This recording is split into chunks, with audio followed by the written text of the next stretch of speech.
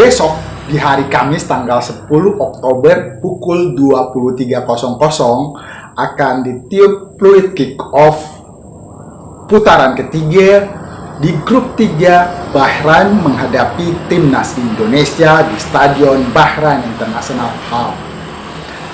Putaran ketiga ini adalah pertandingan yang sangat menentukan bagi kedua tim Bahrain dan Indonesia. Apa yang menarik di sana? Sebelum kita lihat apa yang menarik, kita melihat dulu profil negara Bahrain.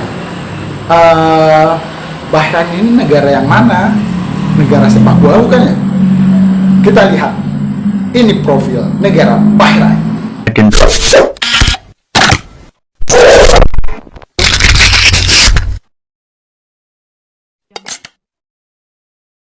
Bahrain adalah sebuah negara Arab kecil berbentuk kerajaan di Teluk Persia. Bahrain adalah negara terkecil ketiga di Asia setelah Maladewa dan Singapura. Luas negara ini 780 km persegi, sedikit lebih luas dari kota Jakarta. Ibu kota Bahrain berada di Manama. Dinar Bahrain merupakan mata uang terkuat nomor 2 di dunia. 1 dinar Bahrain setara dengan Rp42.000. 54% penduduk Bahrain merupakan pendatang. Warga negara asli Bahrain hanya mencakup 46% dari keseluruhan penduduk. Bahrain merupakan negara pertama yang menemukan dan melakukan eksplorasi minyak di kawasan Arab. Bahrain Petroleum Company pertama kali berhasil mendapatkan minyak pada tanggal 2 Juni 1932. Bahrain merupakan tuan rumah Formula One Grand Prix pertama di Timur Tengah dengan Bahrain International Circuit pada 4 April 2004. Bahrain World Trade Center adalah bangunan pencakar langit pertama di dunia yang didesain dengan menyatukan tenaga angin. Bahrain terkenal akan kebebasannya di daerah Arab. Dapat ditemukan klub-klub malam, alkohol, berpesta, dan menghabiskan malam di bar klub di Bahrain. Nah, itu tadi sedikit informasi tentang profil negara Bahrain yang akan menjadi tim tuan rumah menghadapi tim tamu timnas Indonesia. Kita berharap Indonesia besok bermain tanpa beban dan bermain lepas. Kalau target-target kita harus membawa 3 poin penuh, sepertinya akan tercapai. Tercapai, keyakinan kita betul-betul luar biasa. Tapi dengan dukungan penuh supporter Indonesia, tapi negara Bahrain kan negara kecil, tidak seperti negara-negara kawasan Teluk, kawasan Timur Tengah lainnya yang banyak menyerap tenaga kerja Indonesia ataupun banyak orang-orang Indonesia di sana. Ya, kita berharap warga negara ataupun warga yang dekat dengan negara Bahrain, warga Indonesia tentunya, bisa berbondong-bondong untuk datang menyaksikan pertandingan ini. Kalau dilihat dari sekilas profil stadion, kayaknya stadionnya berkapasitas sedikit penonton. Ya, kita berharap Indonesia bermain lepas dan bermain tenang saat menghadapi Bahrain. Tapi ada yang sedikit mengganjal. Katanya pertandingan ini, bukan katanya, tapi sudah ada kabar, bocoran informasi bahwa pertandingan ini akan dipimpin oleh wasit Ahmad Al-Kaf. Siapakah dia? Kita lihat profil sang wasit yang berkebangsaan Oman berikut ini. Wasit asal Oman, Ahmad Al-Kaf, ditunjuk untuk memimpin laga antara timnas Bahrain dan timnas Indonesia pada tanggal 10 Oktober dalam kualifikasi Piala Dunia 2026. Meski berpengalaman di ajang internasional, penunjukan Al-Kaf memicu kekhawatiran karena ia berasal dari federasi yang sama dengan Bahrain. Selain itu, ia pernah terlibat dalam keputusan kontroversial, termasuk penalti VAR di Piala Asia U23 2020, yang menguntungkan Arab Saudi, membuatnya menjadi sorotan jelang laga ini.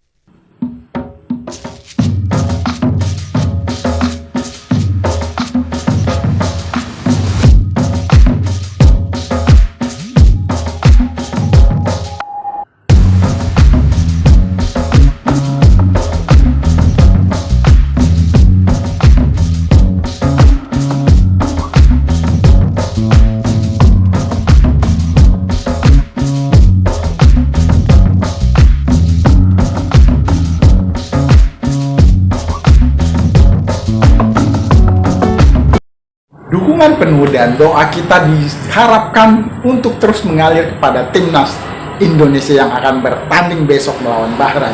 Jangan lupa jadwalnya adalah pukul 23 waktu Indonesia Barat. Kalau teman-teman sekalian berada di waktu Indonesia Timur berarti jam 1 dini hari di tanggal 11. Kalau di waktu bagian tengah berarti jam 12 malam. Nonton bareng, terus dukung, terus doakan timnas bisa lolos otomatis atau menempati peringkat kedua di fase penyisihan grup putaran ketiga ini. Itu yang kita harapkan. Dan saat ini tim Indonesia berada di peringkat keempat dengan mengumpulkan 2 poin dari 2 kali bermain seri menghadapi Arab Saudi dan Australia.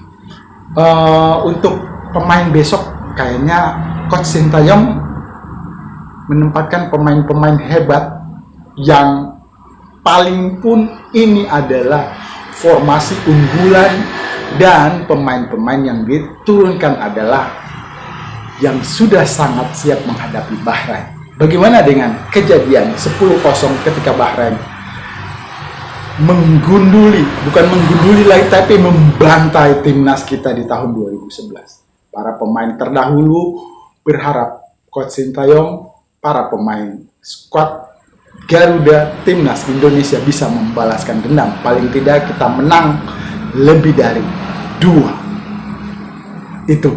Dan formasi yang akan diterapkan, kalau teman-teman memprediksi, ya pastinya prediksi adalah skuad yang terbaik yang akan diturunkan.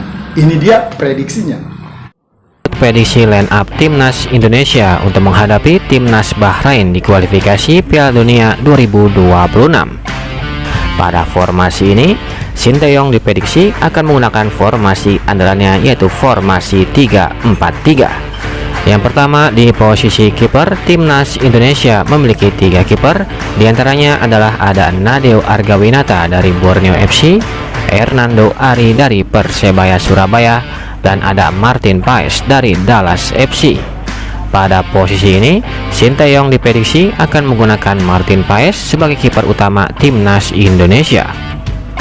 Beralih ke posisi selanjutnya yaitu center back, timnas Indonesia akan menggunakan 3 center back saat melawan timnas Bahrain. Pada posisi ini, timnas Indonesia memiliki 6 center back.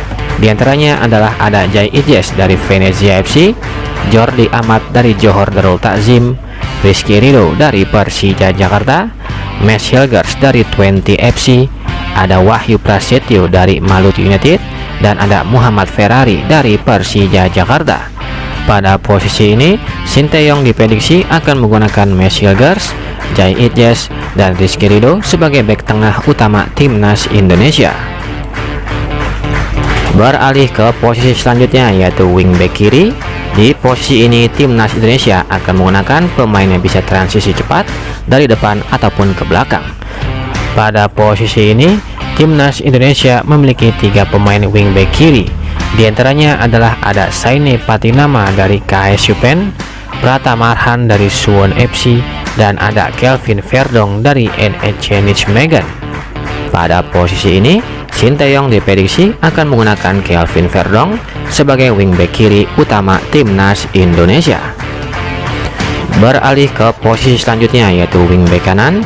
Di posisi ini timnas Indonesia juga akan menggunakan pemain yang bisa transisi cepat dari depan ataupun ke belakang. Pada posisi ini timnas Indonesia memiliki 2 pemain wingback kanan. Di antaranya adalah ada Sandy Walsh dari KV Mechelen FC dan ada Asnawi Mangkualam dari Port FC. Pada posisi ini, Sintayong diprediksi akan menggunakan Sandy Walsh sebagai wingback kanan utama timnas Indonesia. Beralih ke posisi selanjutnya yaitu gelandang atau pemain tengah. Di posisi ini, timnas Indonesia akan menggunakan 2 pemain yang bisa mengalirkan bola ke depan sekaligus sebagai penyeimbang di lini tengahnya. Pada posisi ini, timnas Indonesia memiliki 5 pemain gelandang. Di antaranya adalah ada Tom Hey, ada Nathan Chuaon dari Swansea City, Ivar Jenner dari FC Utrecht, Marcelino Ferdinand dari Oxford United, dan ada Ricky Kambuaya dari Dewa United. Pada posisi ini, Shin Tae-yong diprediksi akan menggunakan Tom Hee dan Nathan Chuaon sebagai pemain tengah utama timnas Indonesia. Beralih ke posisi selanjutnya yaitu winger kiri. Di posisi ini, timnas Indonesia akan menggunakan pemain yang kuat dalam penguasaan bola dan punya gerakan tanpa bola yang bagus. Pada posisi ini, timnas Indonesia memiliki dua pemain winger kiri. Di antaranya adalah ada Ragnar Oratmangun dari FC Vidender dan ada Witan Sulaiman dari Persija Jakarta. Pada posisi ini, Shin Tae-yong diprediksi akan menggunakan Ragnar Oratmangun sebagai winger kiri utama timnas Indonesia. Beralih ke posisi selanjutnya yaitu winger kanan. Di posisi ini, timnas Indonesia juga akan menggunakan pemain yang kuat dalam penguasaan bola dan punya gerakan tanpa bola yang bagus. Pada posisi ini, timnas Indonesia memiliki tiga pemain winger kanan.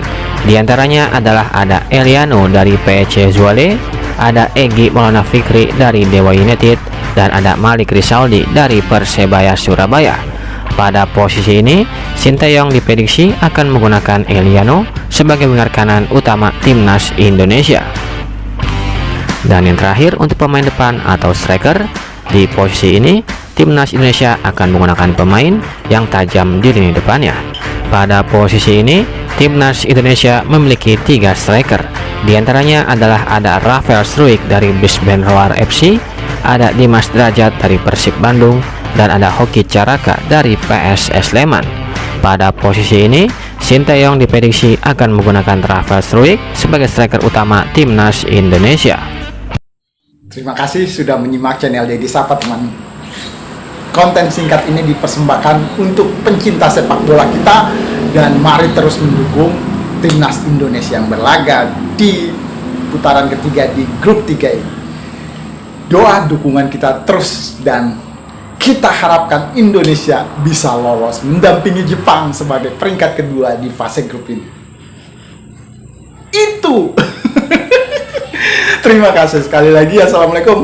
Salam semangat sepak bola untuk sepak bola Indonesia yang lebih baik.